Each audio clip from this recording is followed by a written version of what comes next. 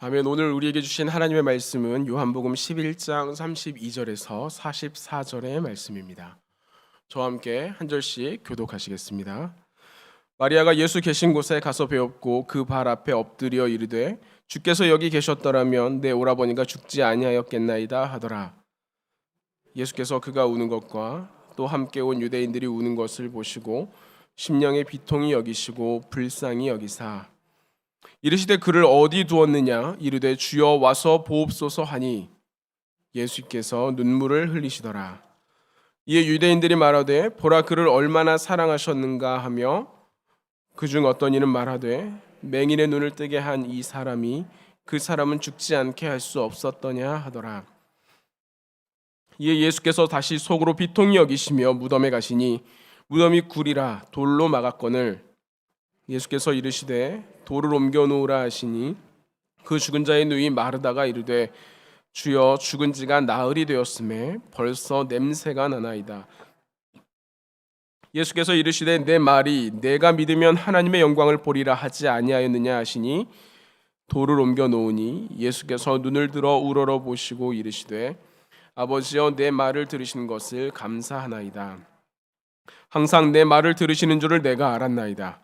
그러나 이 말씀 하옵는 것은 둘러선 무리를 위함이니 곧 아버지께서 나를 보내신 것을 그들로 믿게 하려 함이니이다.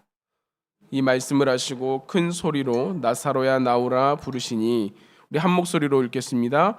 죽은 자가 수족을 배로 동인 채로 나오는데 그 얼굴은 수건에 쌓였더라. 예수께서 이르시되 풀어 놓아 다니게 하라 하시니라. 아멘. 네, 제가 이 예배에 오기 전에 웃는 연습을 좀 해봤습니다. 어떻게 하면 여기 오시는 분들에게 웃어드릴 수 있을까? 근데 이게 참 앞에 서서 웃는다라고 하는 게 참 잘 안 되는데요.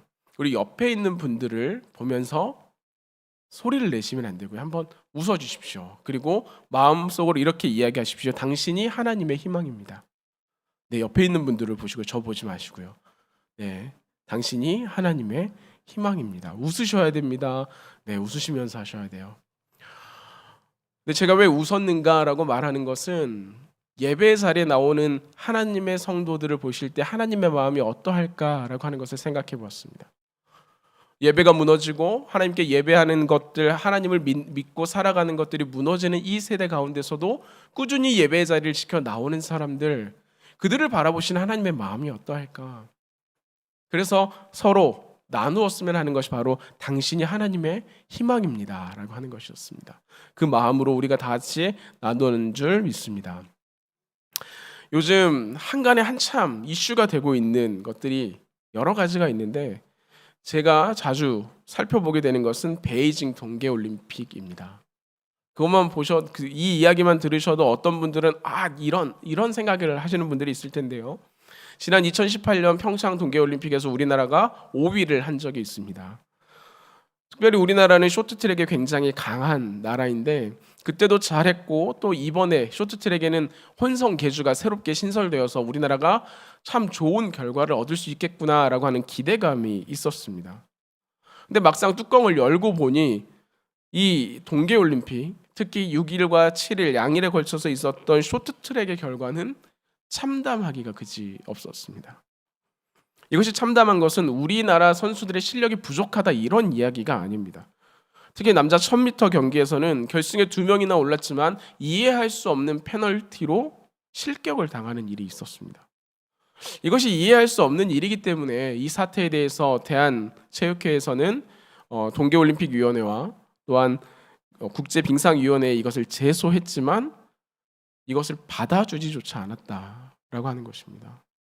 그러니 이것이 얼마나 억울한 일이고 얼마나 참담한 일이 됐습니까? 한 명의 국민으로서도 화가 났지만 이 날을 위해서 4년 동안 피땀을 흘려온 우리 선수들의 마음이 어떠했을까라는 생각들을 좀 해보았습니다. 그리고 그러한 상황에서도 끝까지 최선을 다해준 선수들에게 감사의 마음도 생기는 것이죠. 그리고 남은 기간 다른 선수들도 최선을 다해주기를 바라는 마음이 있으면서도 한편에는 이렇게 미심쩍은 마음들을 내려놓을 수가 없습니다. 근데 만약에 선수들도 그런 생각을 해서 남은 대회 기간 동안 최선을 다하지 않는다. 이런다면 어떻게 될까요?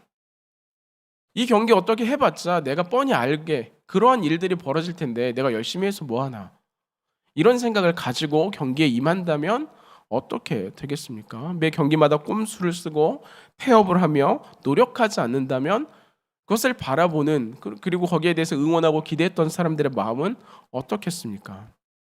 실제로 이런 일들이 일어났었는데요. 2012년 런던 올림픽 당시에 우리나라와 중국의 배드민턴 경기가 있었습니다.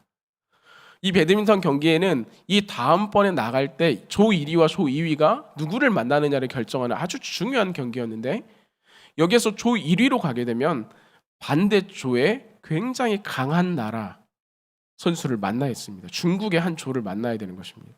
근데 여기에 대해서 우리나라는 그 조를 만나고 싶지 않아서, 또 중국은 또 자기네들이 자기네 나라 사람들과 경기하고 싶지 않아서 서로 지는 경기를 하는 것입니다. 말도 안 되는 실수를 하고 공을 받지 않는다든가 그런 일들이 빈번하게 이루어졌습니다.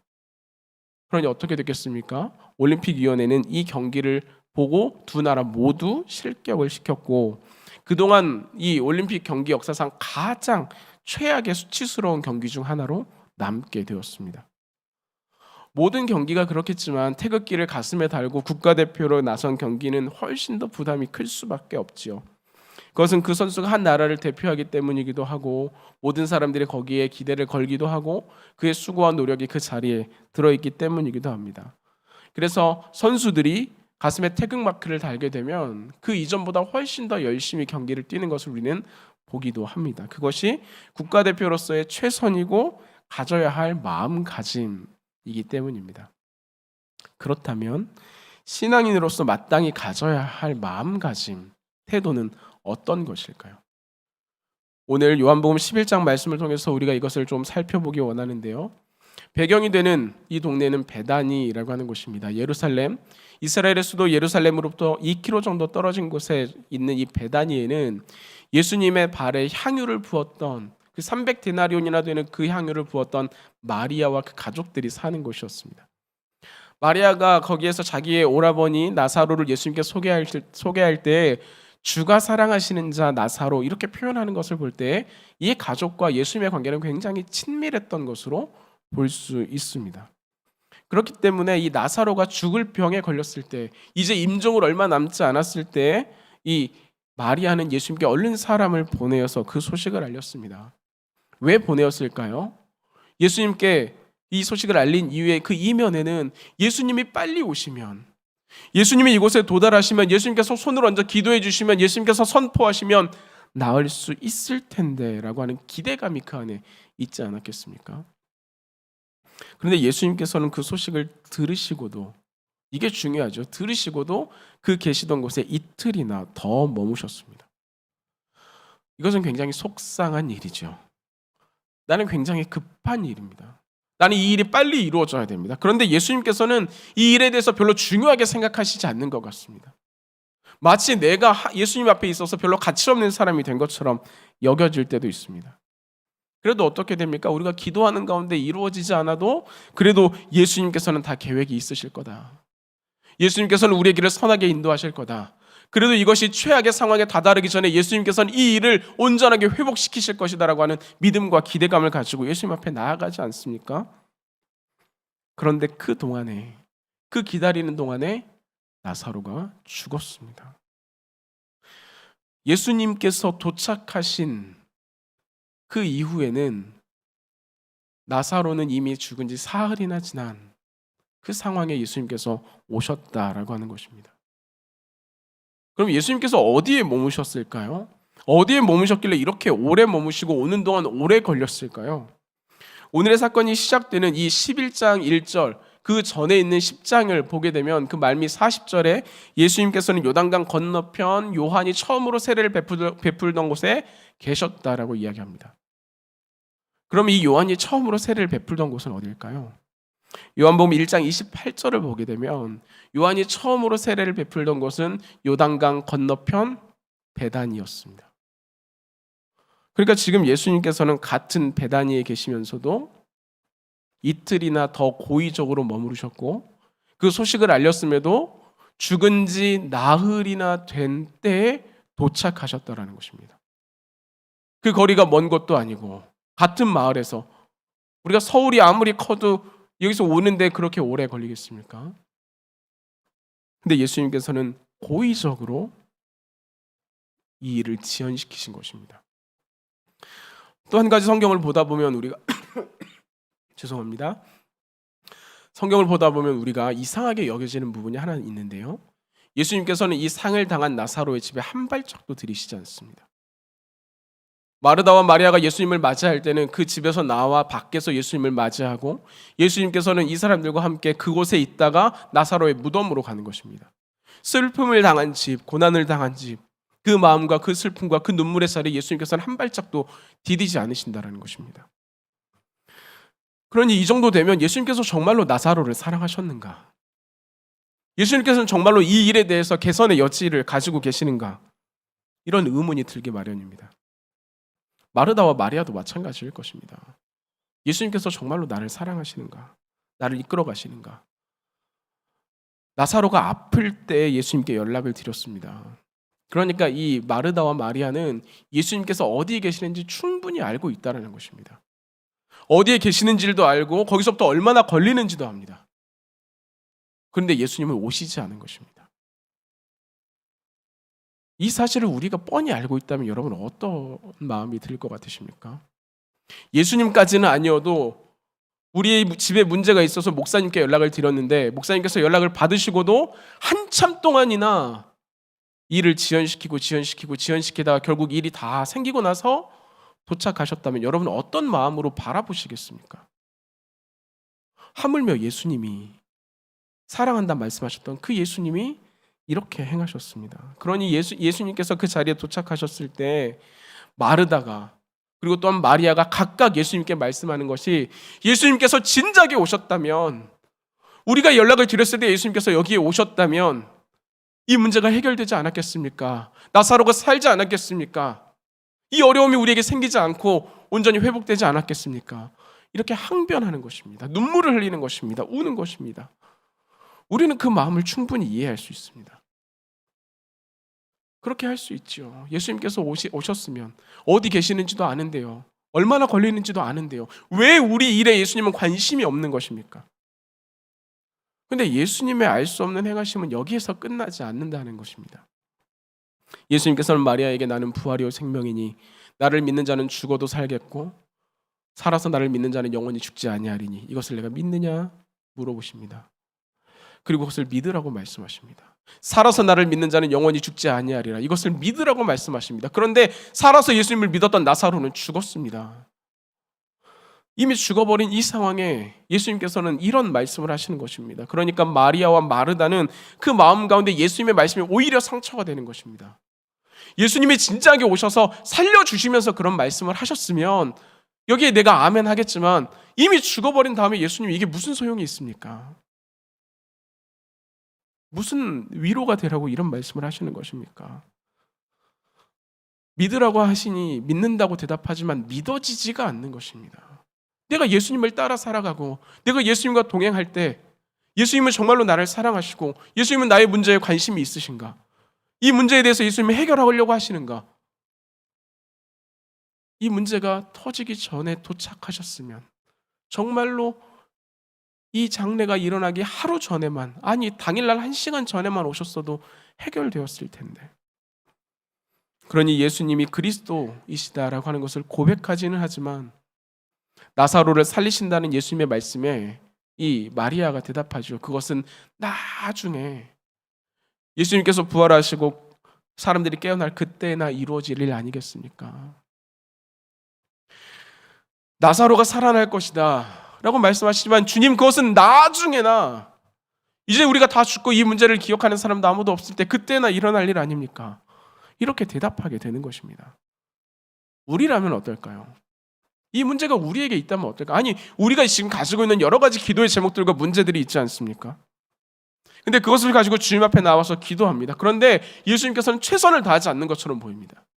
마치 일부러 지려고 하는 것처럼 태업을 하는 것처럼 그런 모습을 우리에게 보이시고 우리의 문제는 계속돼서 지연되어지고 심각해지고 어려워지고 고난과 눈물과 어려움 가운데 계속해서 들어가 있다면 누가 예수님을 따른다라고 말하겠습니까?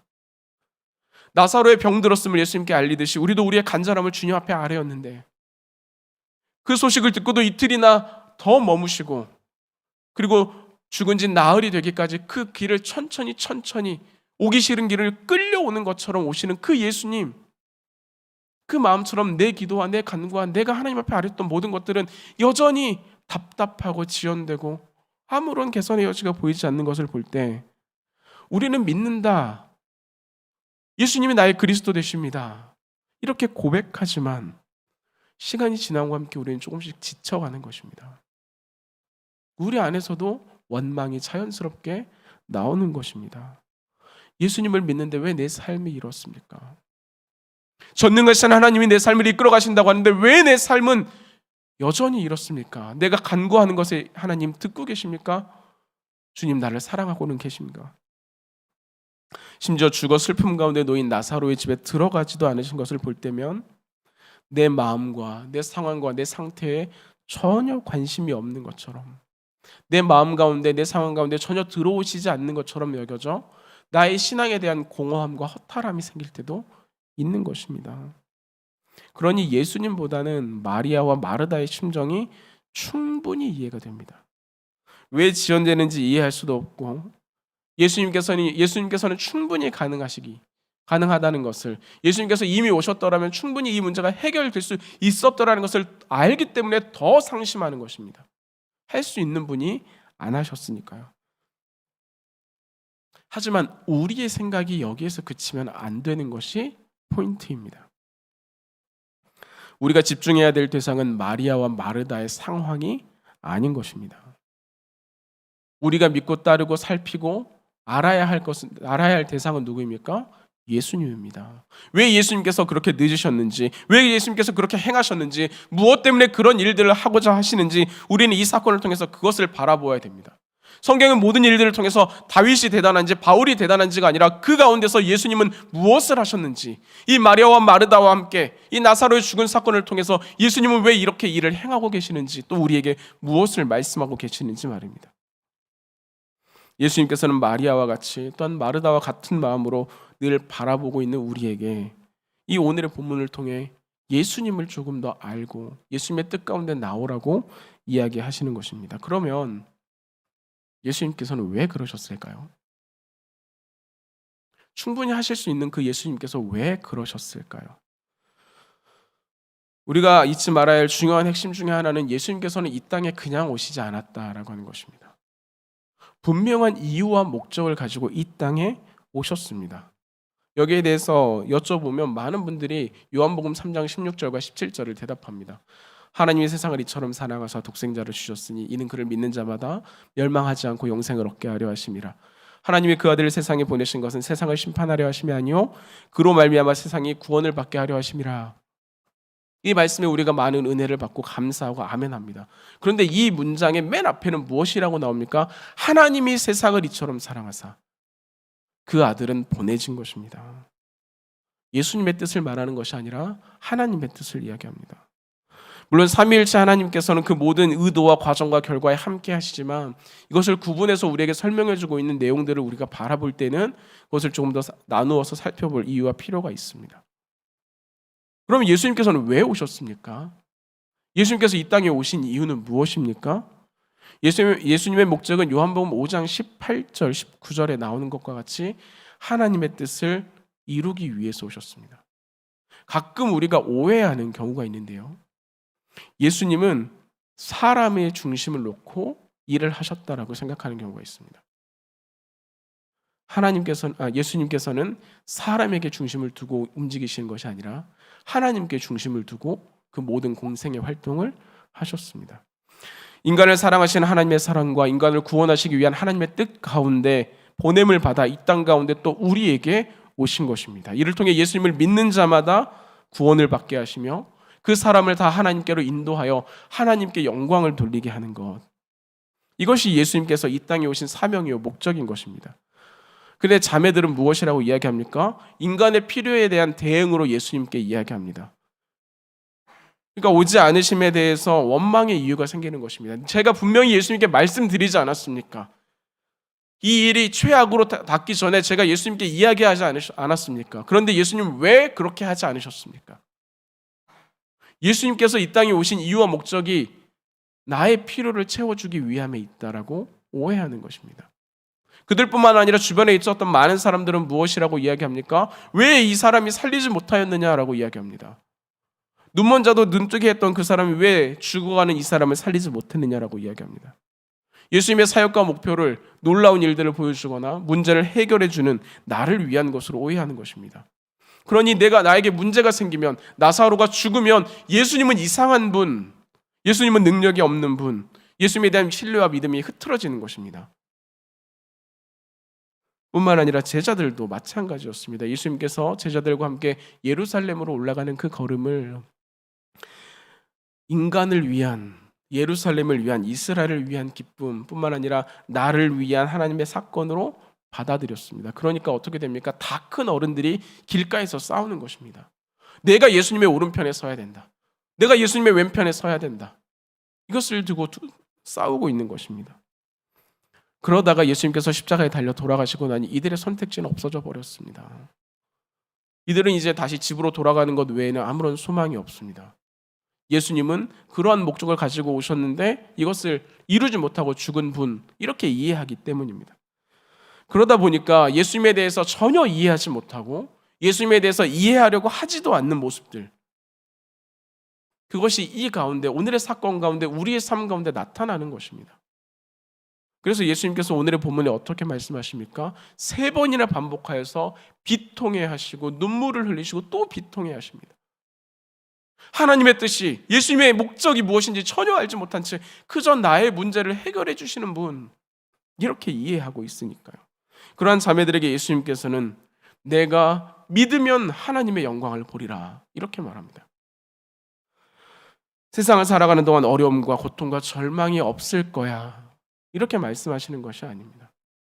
그 일들은 늘 우리에게 다가오고 우리를 어렵게 합니다. 풍랑이 일어서 제자들의 배를 넘어뜨리려고 하는 것처럼, 나사로가 죽었던 그 사건과 같이 그것들은 늘 우리에게 가까이 다가오고 더 가까이 다가오며 더 깊이 들어와서 하나님에 대한 의심으로, 예수님에 대한 불신으로 우리의 마음을 바꾸어 가기 위해 애쓰고 있다라고 하는 것입니다.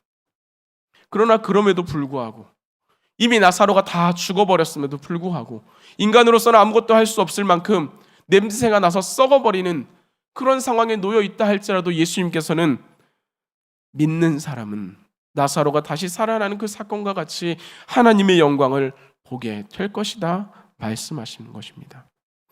예수님은 이것을 분명하게 짚어서 하나님을 신뢰하며 믿음으로 나아가는 것이 우리의 사명이라 이야기합니다. 그 하나님을 신뢰하며 나아가는 것이 우리의 믿음의 태도라 이야기합니다.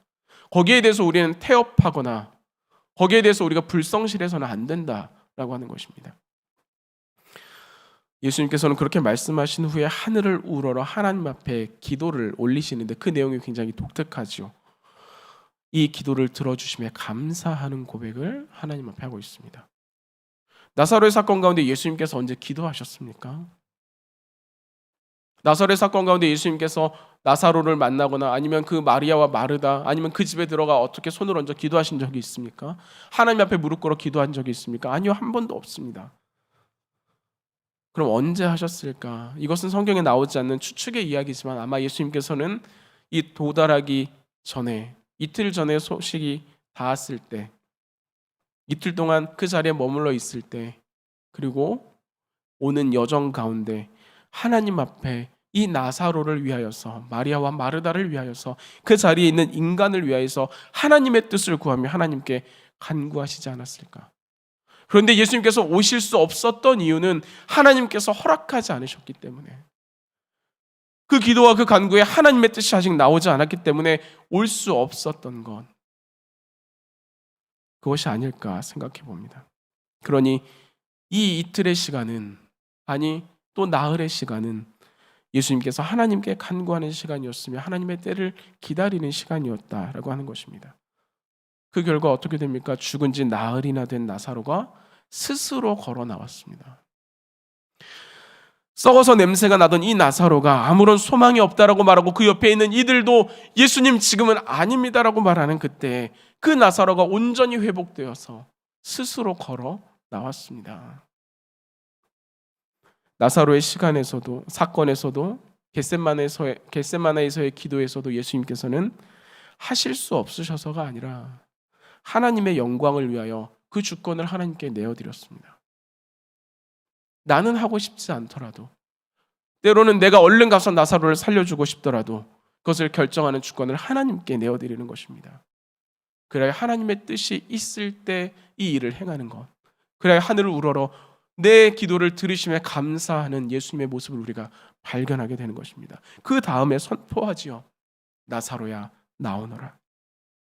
이것이 그리스도인의 삶의 모습이요 태도가 되어야 합니다. 나에게 주어진 이 문제를 내가 해결할 수 있는가, 이 앞에서 내가 어떠한 자세와 태도를 가져야 하는가, 그것을 떠나서 더욱 중요한 것은 내가 하나님의 뜻 가운데 있는가, 내가 행하려고 하는 것이 하나님의 말씀 가운데 온전한가, 하나님께서는 지금 이것을 나에게 허락하고 계시는가, 이것이 아닐까 합니다. 그렇게 예수님께서 우리에게도 동일하게 말씀하시지요. 내가 믿으면 하나님의 영광을 보리라. 하나님의 선하신 뜻과 그것을 통한 온전한 회복의 은혜를 믿으라 말씀하시는 것입니다. 그 믿음을 통하여 나사로가 회복된 하나님의 영광을 우리가 보게 될 것입니다. 비록 지금은 헤아릴 수 없는 고난과 이해할 수 없는 지연으로 왜 내 삶에는 하나님께서 응답하지 않으시는가, 그것으로 여러 고통 가운데 있지만 이 시간이 그저 지나가는 것이 아니라 중보자 되신 예수 그리스도께서 나를 위하여 하나님 앞에 간구하고 나를 사랑하시는 하나님께서 나를 위하여 하나님의 뜻, 하나님의 때를 준비하고 계시는 그 시간임을 믿어 그 믿음을 흔들리지 않게 붙들어서 우리가 이 기도 가운데 하나님의 영광을 볼 수 있게 되기를 바랍니다. 이 사실을 믿으시기 바랍니다. 바라기는 함께 예배드리는 모든 성도님들의 삶에 그 믿음을 통한 하나님의 은혜가 나타나기를, 우리가 감당할 수 없는 그 일들 가운데서도 여전히 하나님은 나를 위해서 일하고 계시고 예수님께서는 나의 삶을 이끌어가고 계심에 대한 확신으로 우리의 믿음과 우리의 신앙을 고백할 수 있기를 주님의 이름으로 기원합니다.